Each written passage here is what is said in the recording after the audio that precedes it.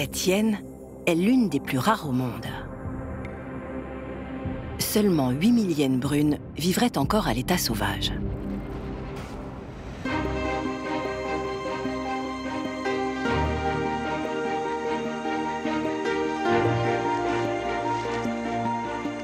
Méconnues et mal aimées,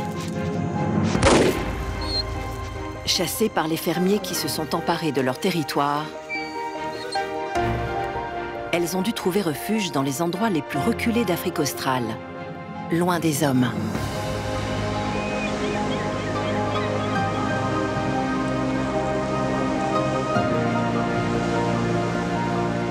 Ironie du sort, cette ville fantôme qu'ils ont depuis longtemps abandonnée est devenue une nouvelle terre d'accueil pour ces timides carnivores. Pourtant, vivre le long de ces rivages inhospitaliers est un véritable défi. Hyènes brunes,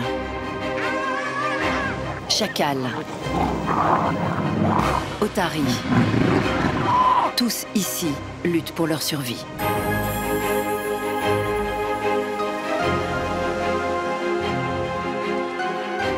Sur la célèbre côte des squelettes, en Namibie, une seule devise: s'adapter ou périr. Ce nouveau venu va en faire l'expérience.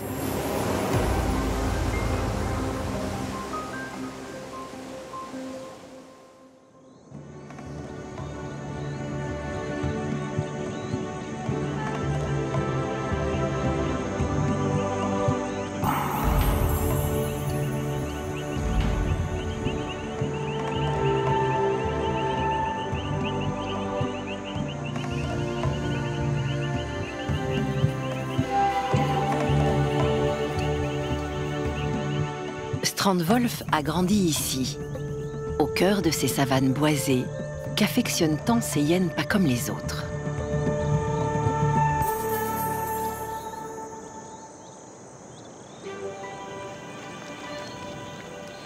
Plus extravagantes que leurs cousines tachetées, les hyènes brunes portent des chaussettes rayées, de longs poils ébouriffés, et leurs oreilles sont tout sauf rondes.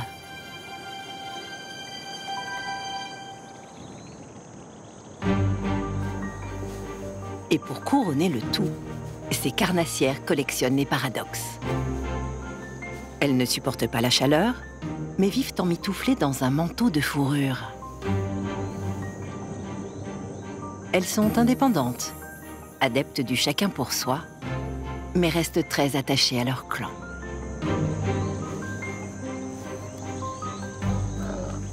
Très bien équipées pour la chasse, elles se contentent pourtant de charognes. Et c'est précisément ce que recherche Strandwolf, le loup des sables, en Afrikaans.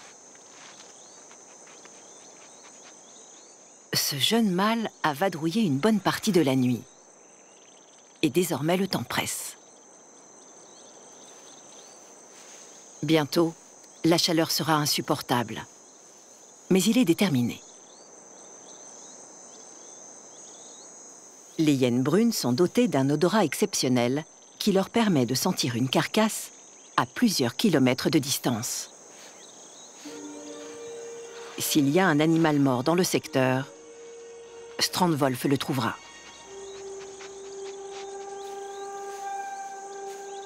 Il suit une piste invisible qui le conduit au garde-manger d'un léopard.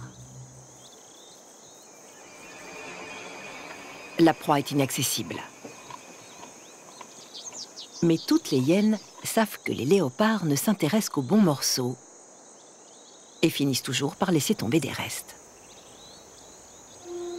Tout n'est plus qu'une question de patience. Mais ce matin, la chance n'est pas vraiment au rendez-vous.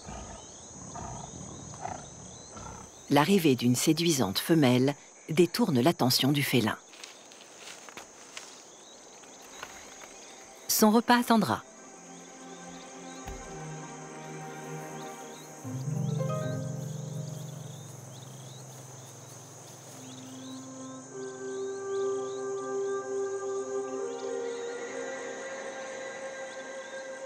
Cet impala est alléchant, mais très bien accroché. Et ce léopard qui n'apprécie pas les intrus a repéré Strandwolf.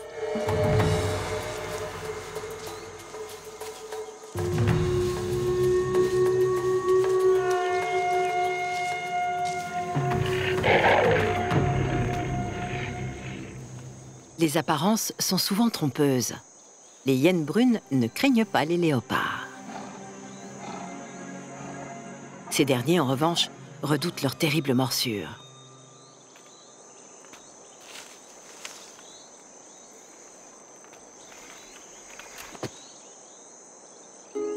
Strandwolf devra se contenter de ce lot de consolation tombé au pied de l'arbre.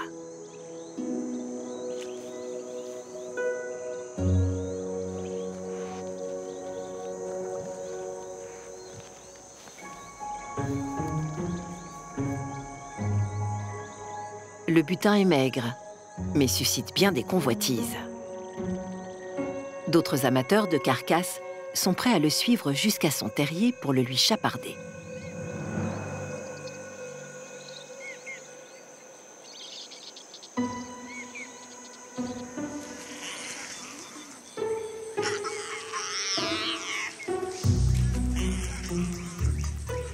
Ces hyénons et leur mère ont tout juste quitté l'intimité de leur tanière natale pour rejoindre le terrier communautaire.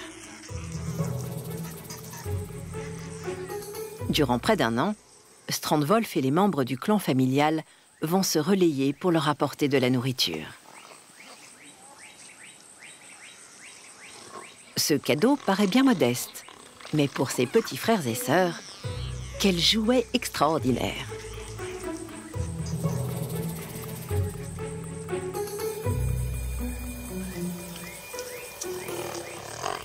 Peu de temps après leur naissance, les hyénons possèdent de petites canines aiguisées et une solide mâchoire qui leur permettent de broyer une patte d'impala.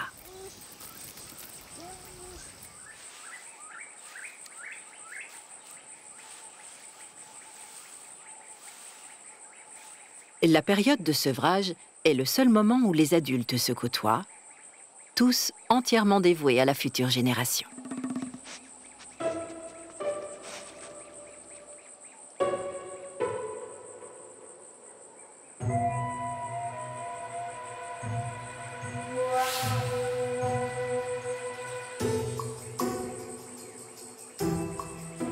Toujours en quête d'une proie facile, les chacals sont prêts à tout pour faire diversion et s'emparer d'un petit. Peine perdue. Grâce à l'entraide et à la solidarité familiale, leur chance de survie est 4 fois plus élevée que chez leurs cousins tachetés. 8 hyénons sur 10 atteindront l'âge adulte. Méfiantes de nature, les hyènes brunes ne partent explorer la savane qu'une fois leurs petits en sécurité, tapis au fond du terrier.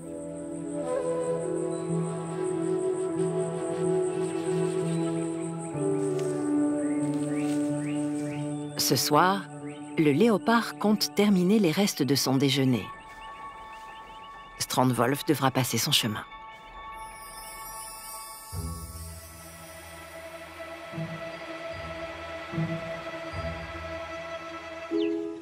La pénombre est la meilleure alliée de ces carnassières.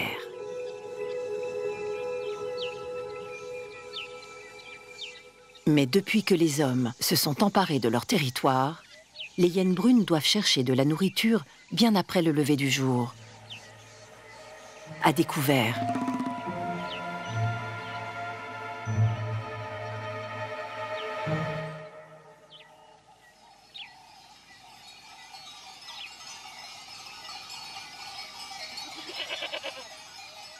La majorité des terres namibiennes est désormais consacrée à l'élevage du bétail ou à celui du gibier destiné à la chasse. Les grands carnivores n'y sont pas les bienvenus. Surtout durant la période des naissances.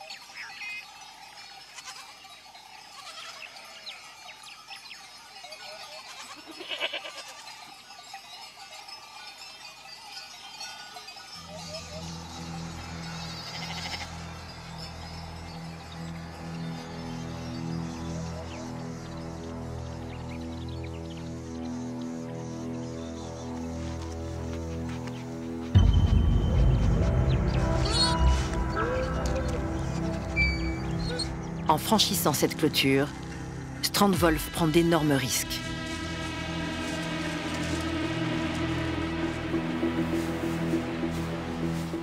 Pour de nombreux éleveurs, ces carnivores sont des nuisibles, dont il faut se débarrasser.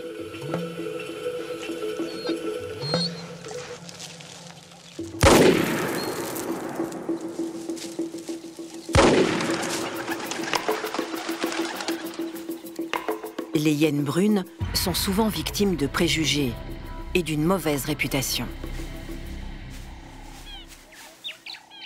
En réalité, ces charognardes préfèrent les animaux déjà morts. La chasse représente moins de 5% de ce qu'elles consomment.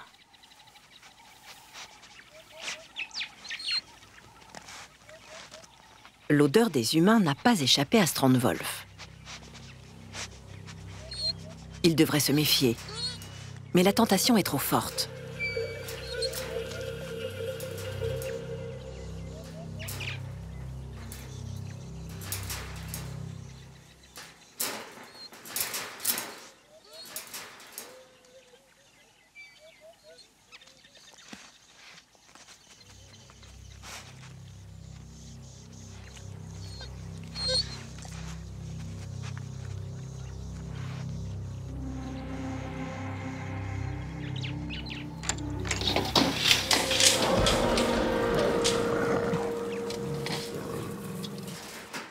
Les hommes ne sont jamais à court d'idées pour déloger les hyènes.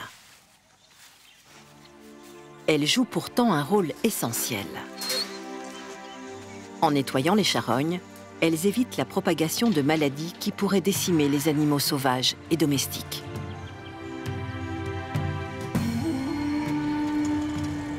Strandwolf ne reviendra plus rôder autour du bétail.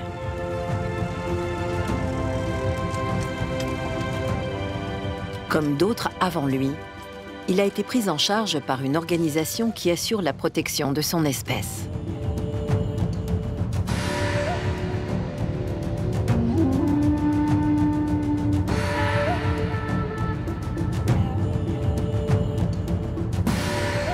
Direction l'ouest de la Namibie. Un aller simple pour rejoindre l'une des régions les plus reculées et inhabitées du pays.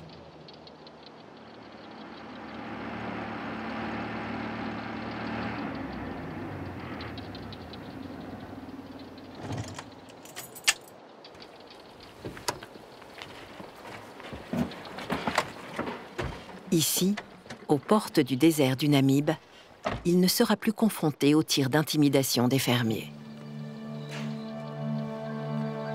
Mais il n'est pourtant pas tiré d'affaire.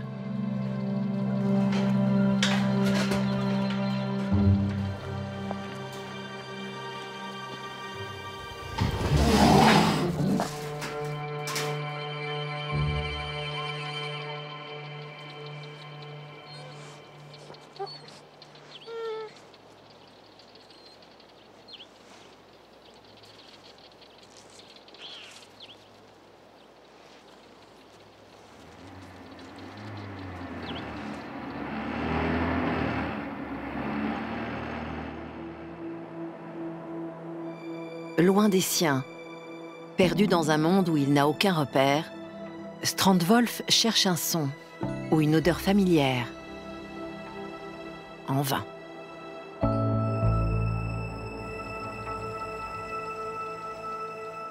L'air figé par le froid de la nuit ne livre aucun indice.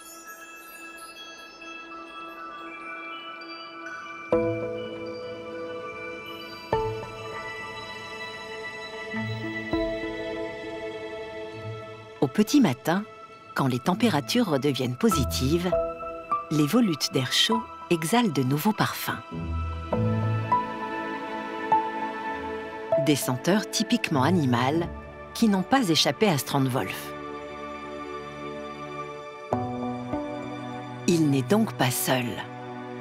D'autres animaux fréquentent cette zone aride. Pourtant, survivre dans ce royaume de pierre et de poussière est un énorme défi.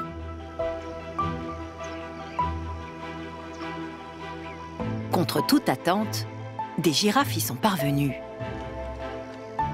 Elles ont appris à profiter de la rosée matinale déposée sur les feuilles avant qu'elle ne s'évapore.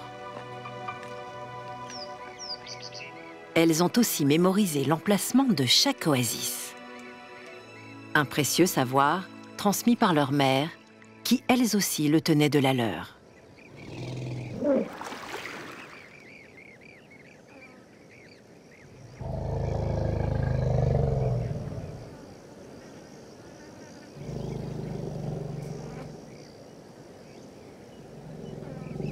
Les girafes ne sont pas les seules à avoir percé les secrets du Namib. D'autres géants connaissent ces lieux confidentiels où l'eau surgit du sable. Les rares éléphants du désert peuvent tenir près de 3 jours sans boire.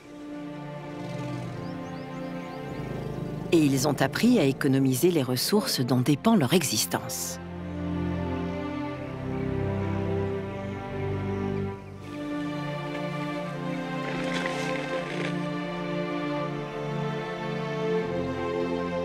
Ils ne prélèvent que quelques branches et des morceaux d'écorce avant de rejoindre un autre lieu où se ravitailler.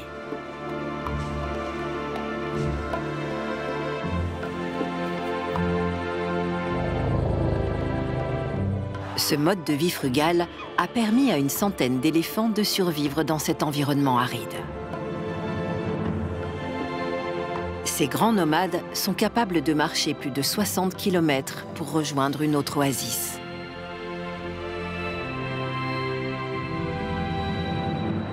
En une nuit, une hyène brune peut en parcourir 40.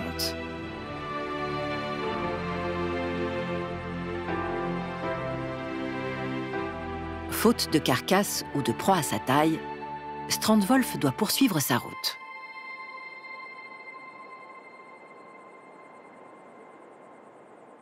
Attiré par l'humidité portée par les vents, son instinct le guide vers l'ouest, sur une piste que de nombreuses hyènes ont empruntée avant lui.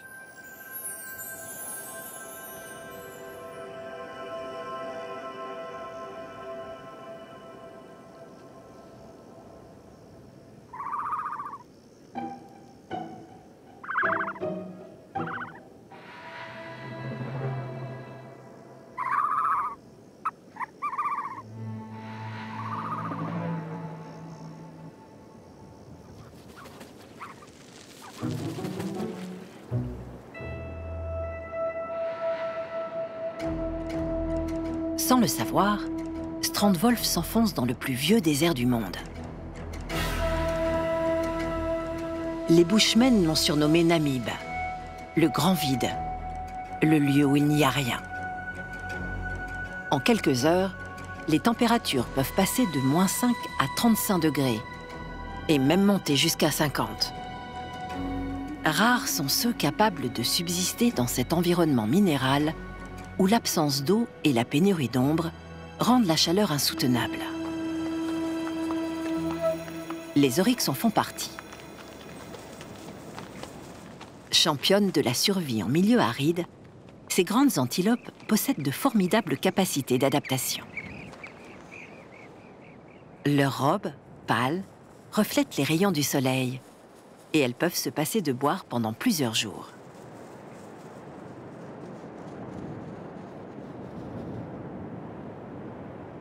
Durant les fortes chaleurs, les oryx déclenchent un système de refroidissement du sang qui irrigue leur cerveau, évitant ainsi la destruction de ces cellules.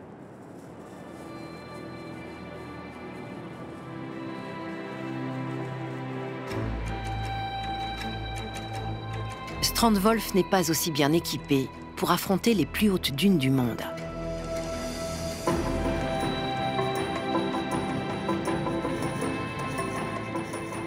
Le désert du Namib est l'un des endroits les plus chauds de la planète.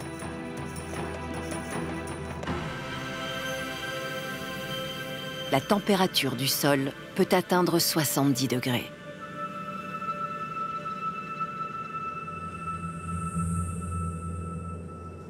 Il vaut mieux avoir de gros sabots pour s'aventurer sur le sable brûlant.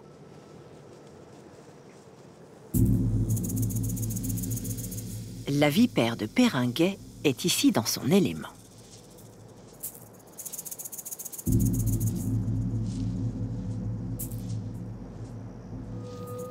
Elle se déplace latéralement et soulève son corps.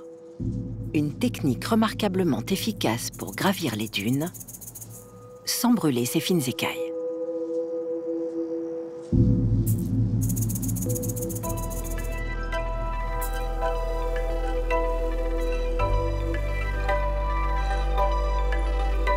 Grâce à ses yeux disposés sur le sommet du crâne, cette experte en camouflage pourra voir venir les insectes qui composeront son menu.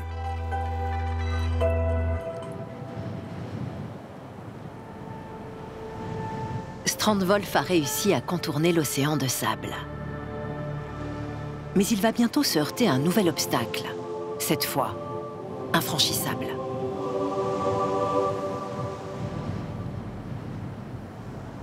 Et même ici, aux confins de la Namibie, c'est encore le même comité d'accueil qui l'attend.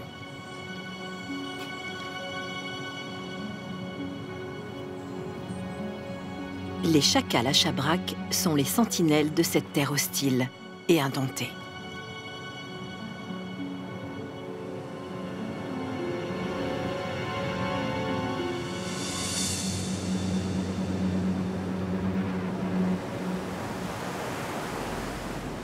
Strandwolf vient d'atteindre la célèbre côte des squelettes.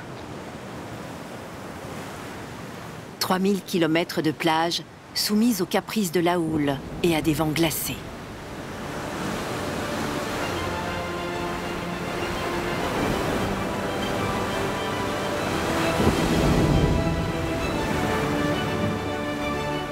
Les premiers navigateurs portugais ont surnommé cet endroit les portes de l'enfer.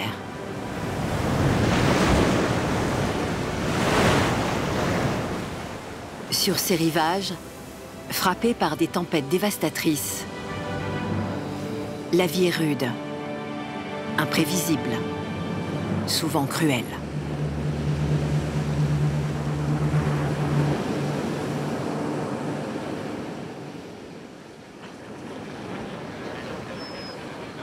Impossible d'échapper aux puissantes odeurs qui envahissent le rivage, ni à cette cacophonie qui excite sa curiosité. Une dizaine de colonies d'otaries à fourrure se sont établies sur cette côte. Strandwolf n'a jamais rien vu de tel.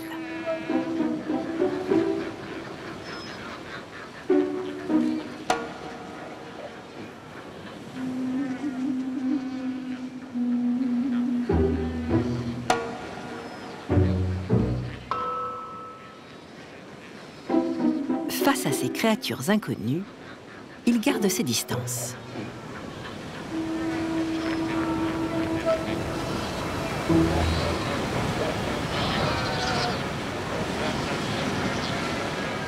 Des milliers de femelles se sont rassemblées sur ces plages pour mettre bas et prendre soin de leur unique bébé.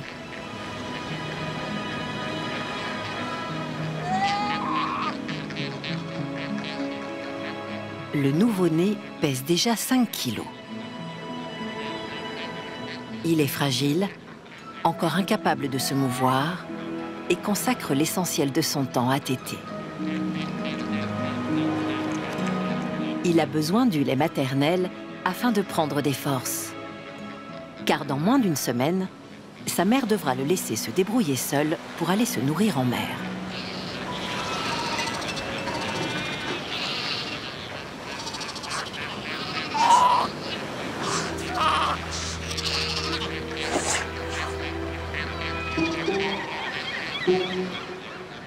La période des naissances est une aubaine pour de nombreux rôdeurs. Les goélands convoitent le placenta riche en protéines, et ce ne sont pas les seuls.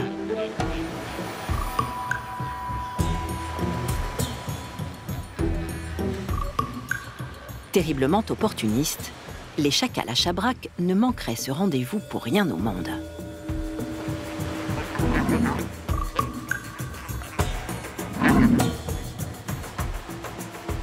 Le nouveau venu a pas mal de leçons à prendre de ces audacieux petits carnassiers.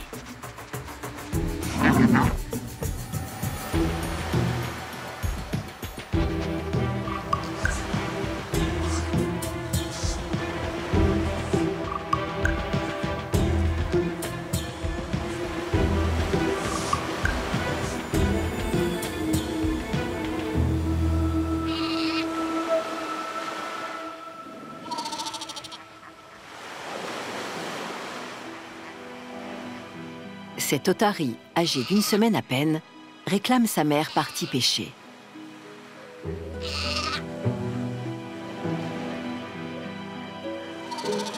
Elle est capable de tenir une douzaine de jours sans lait maternel. Mais comme tous les bébés, elle a besoin de réconfort, d'un soutien que les autres mamans lui refusent.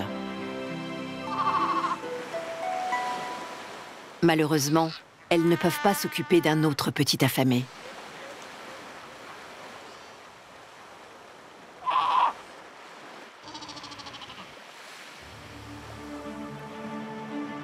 La plage est immense. Le bébé, minuscule, quasiment aveugle et sans repère. Il ignore qu'en s'éloignant du secteur où il a vu le jour, sa mère ne le retrouvera pas.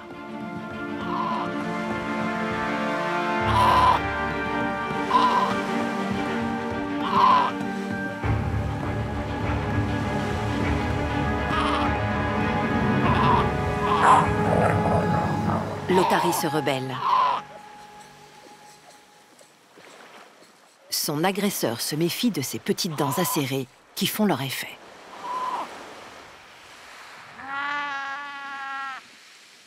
Enfin, les appels de sa mère font écho à ses cris de détresse.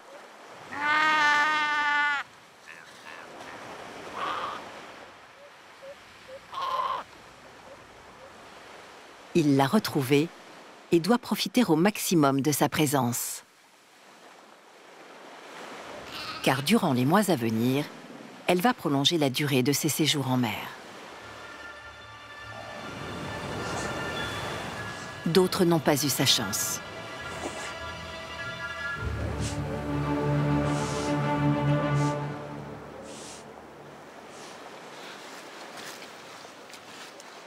Un chacal pèse moins de 10 kilos. Une hyène, 40. Et Strandwolf a faim. Cela fait 2 bonnes raisons de s'approprier cette charogne.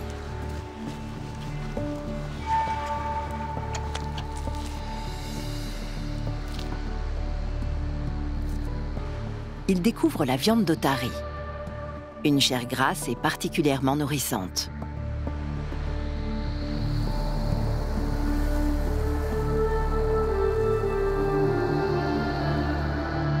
Pour ce vagabond en quête d'un nouveau territoire, ce site est idéal. Contre toute attente, la nourriture y est abondante et les vestiges de cette ancienne ville minière offrent une incroyable quantité de cachettes.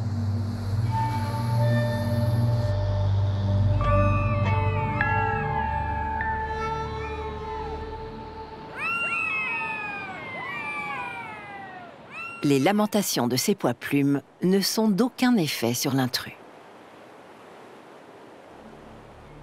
Strandwolf est rassasié. Il ne lui reste plus qu'à trouver un endroit où passer la nuit.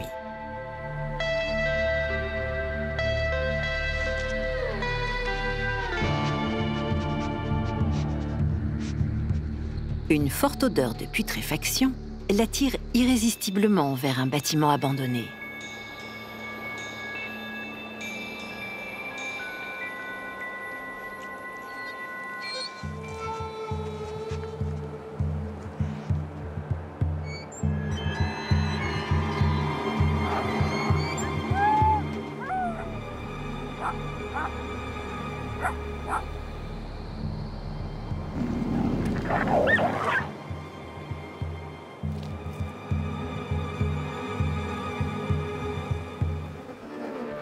Une carcasse d'otarie.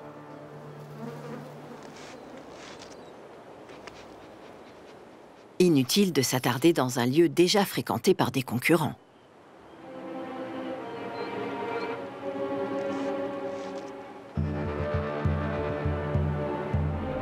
D'autres effluves saturent l'atmosphère.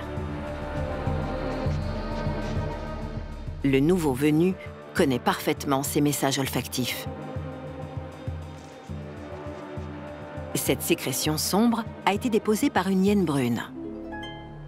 Elle diffuse un message odorant indiquant aux membres de son clan que le site a déjà été exploré et à quel moment.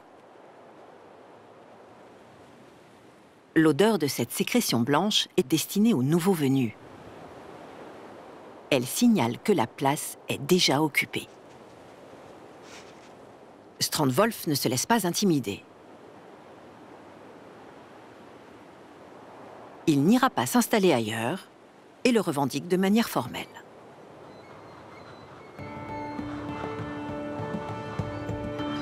Sa signature olfactive flottera elle aussi durant près d'1 mois sur la cité fantôme.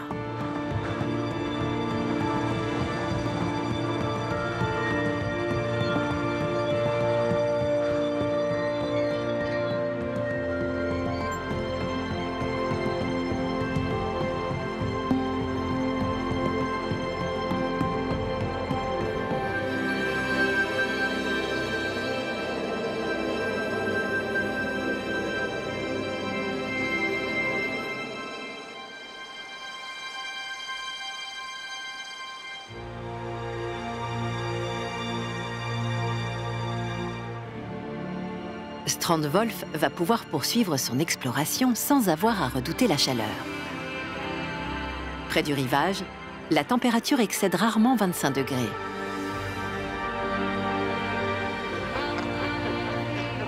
Les otaries se remettent de leur sortie nocturne en mer. Strandwolf avance vers elle, face au vent, sans risque de se faire repérer par ces mammifères marins très sensibles aux odeurs.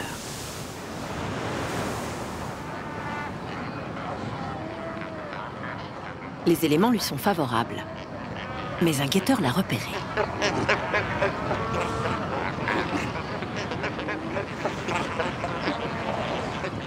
Un seul lanceur d'alerte suffit pour déclencher un gigantesque mouvement de foule.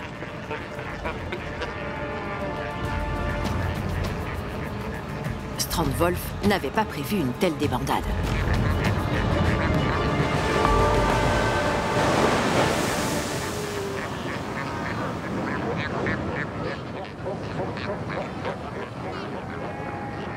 Cette première approche est un véritable fiasco.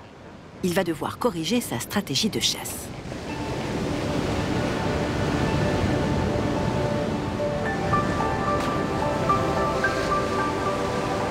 Chaque printemps, après plusieurs semaines passées en mer, des milliers d'otaries regagnent les sites de reproduction. Postés sur la plage, les mâles dominants guettent le retour de ces femelles parties constituées de bonnes réserves de graisse.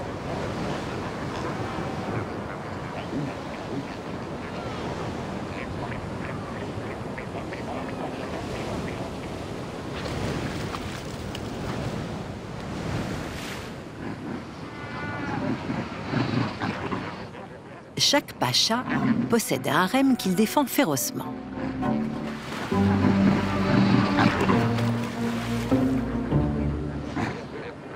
Sur à peine quelques mètres carrés, ils regroupent une vingtaine de femelles qu'ils délaisseront une fois leurs affaires conclues.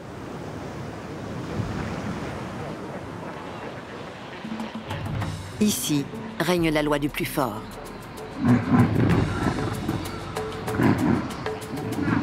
Ces poids lourds peuvent peser plus de 300 kilos.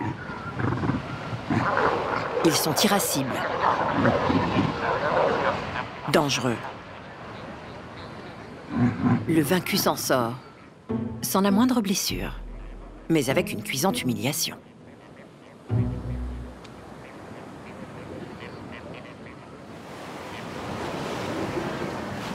Petits joueurs, ces mâles ne participeront pas encore au combat des titans.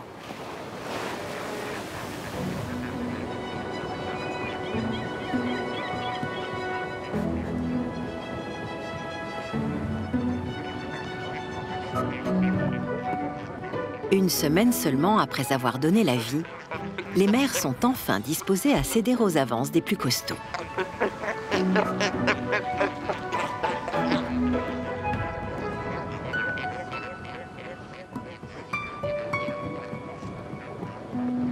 Cette période de rut est un moment terriblement éprouvant pour les tout-petits laissés sans surveillance. Ce sont des proies faciles, et les prédateurs le savent.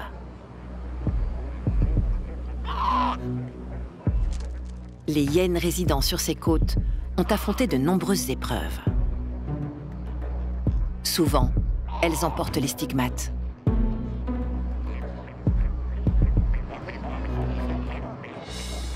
Pour survivre dans cet environnement inhospitalier, ces hyènes ont dû changer leurs habitudes. Essentiellement nocturnes et nécrophages, elles vadrouillent désormais aussi de jour et sont devenues de redoutables prédatrices. Leur technique de chasse est efficace. Il suffit de repérer la bonne cible et de s'assurer que sa mère ne soit pas dans les parages.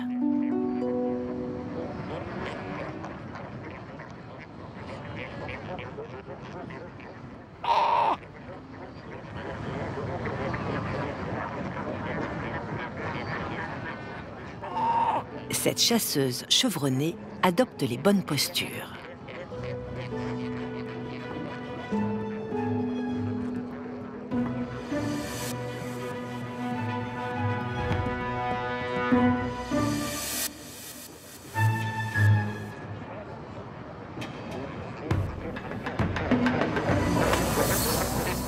Elle a jeté son dévolu sur un tout petit gorgé de lait. Et le jeu en vaut vraiment la chandelle.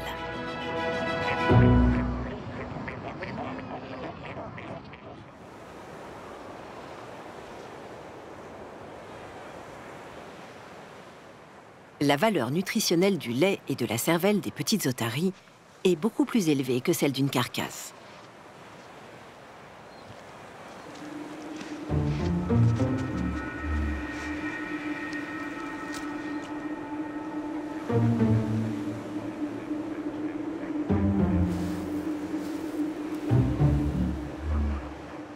Les chacals à chabrac se sont eux aussi remarquablement adaptés à cet environnement. Les gangs organisés, ou les tandems, multiplient les descentes sur la plage.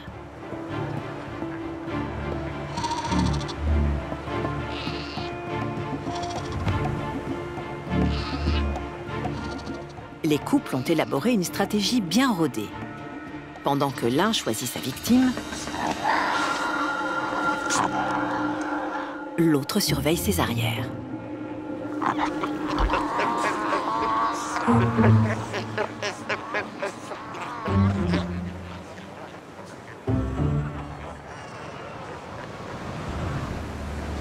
Ce jeune couple n'est pas encore tout à fait au point.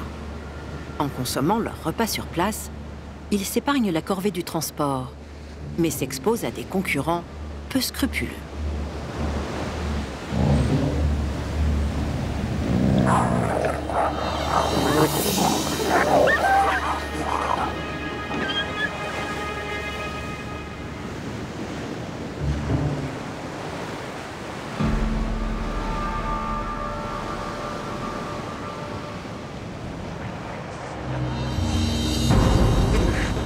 Ce chacal plus expérimenté ne commettra pas une telle erreur. Même si emporter son butin loin des piques-assiettes demande d'immenses efforts.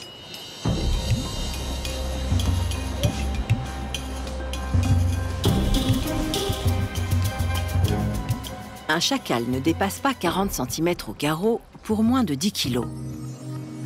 Sa proie en pèse 6 ou 7. Elle est presque aussi lourde que lui.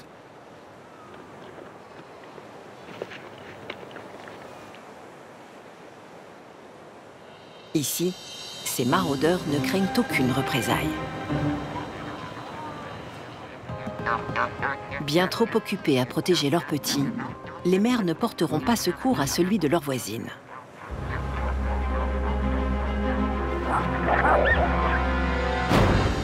Si les chacals sont fidèles et restent soudés toute leur vie, cela n'empêche pas les scènes de ménage.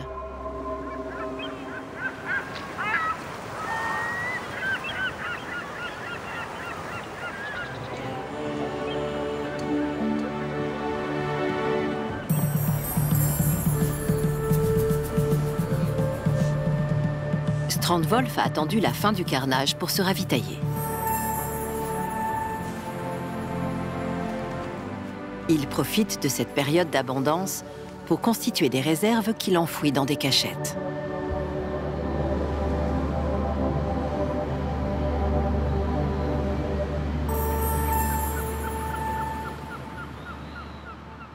sans se douter qu'ici, on ne peut pas tout se permettre. Sur ce terrain de chasse, la concurrence peut être féroce.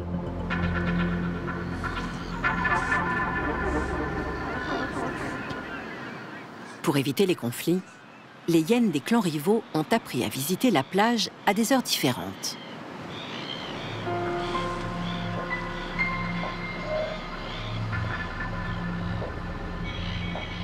En occupant le créneau horaire d'un autre mâle, Strandwolf s'expose à un sérieux rappel à l'ordre.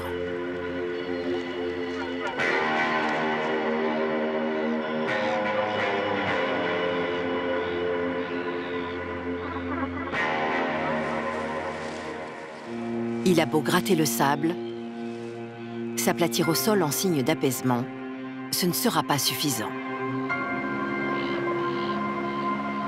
L'adversaire compte faire valoir ses droits.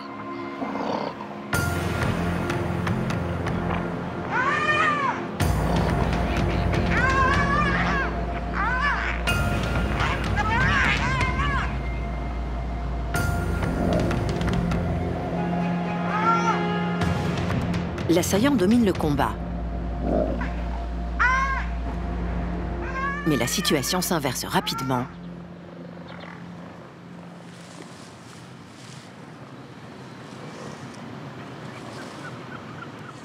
Et il finit par battre en retraite.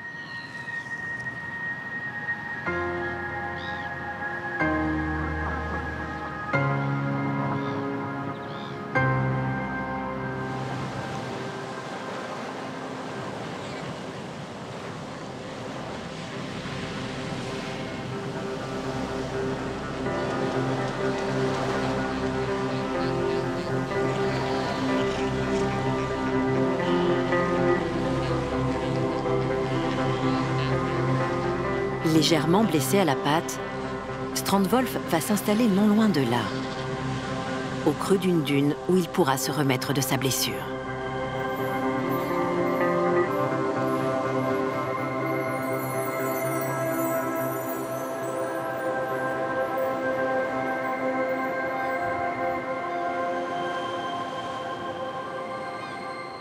À l'aube, quand le souffle chaud du désert rencontre les eaux glacées venues de l'Antarctique, un prodigieux phénomène se met en marche près du rivage. Des voiles de brume se forment et s'unissent avant de s'inviter dans le Namib.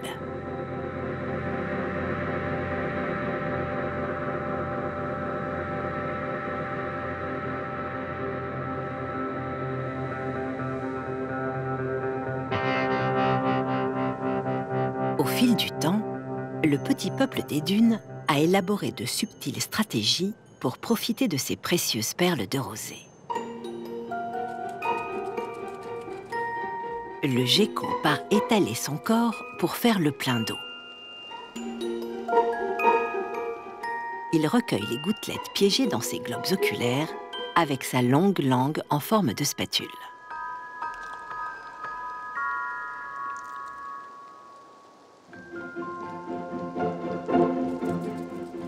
Un autre pêcheur de brume s'élance vers l'un des sommets les mieux exposés à l'humidité.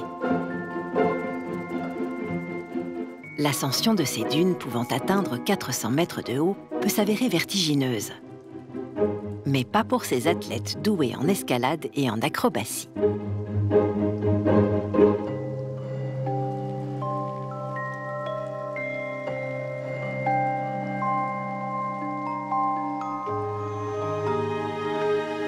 Pour boire l'eau du ciel, le scarabée ténébrion a appris à faire le poirier.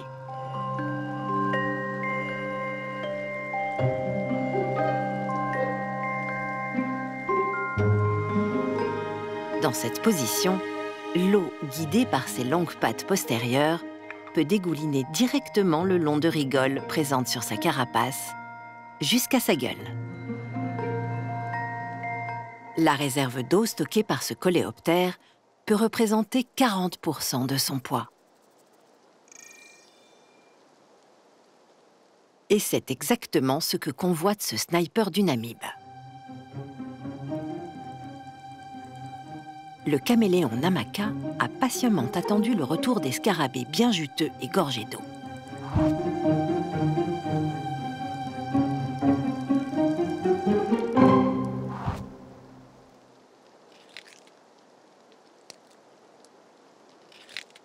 Dans cet univers impitoyable, la survie de chacun repose sur ses capacités d'adaptation.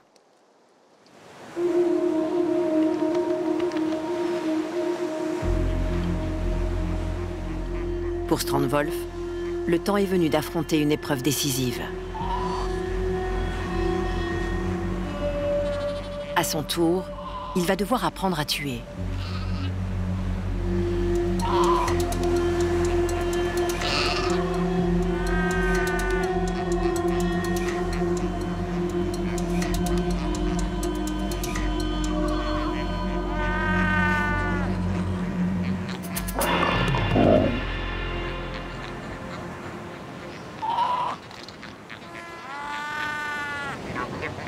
Malgré quelques hésitations, cette première tentative est un succès.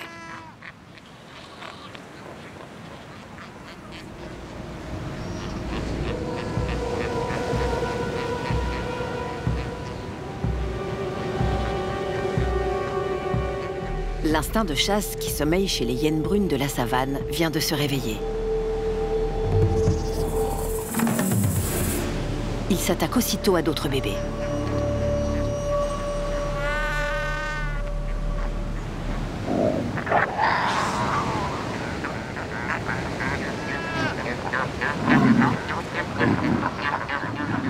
La profusion de proies a déclenché une frénésie de prédation. Un comportement devenu fréquent chez les hyènes de la côte des squelettes.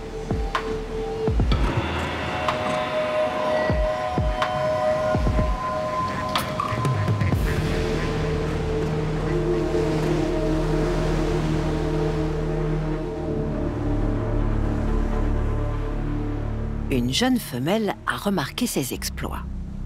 Elle compte bien le lui faire savoir. Sa marque olfactive est une invitation. À 4 ans, ce jeune mâle sexuellement mature a compris le message.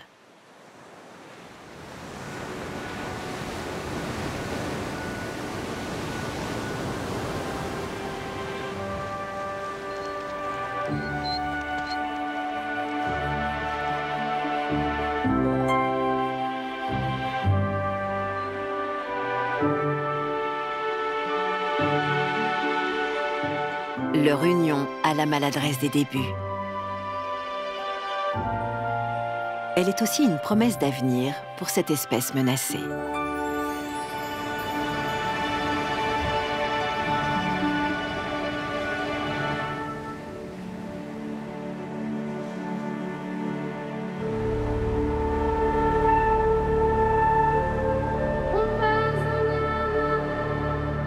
En Namibie, la moitié de la population de hyènes brunes vit désormais aux confins du plus vieux désert du monde,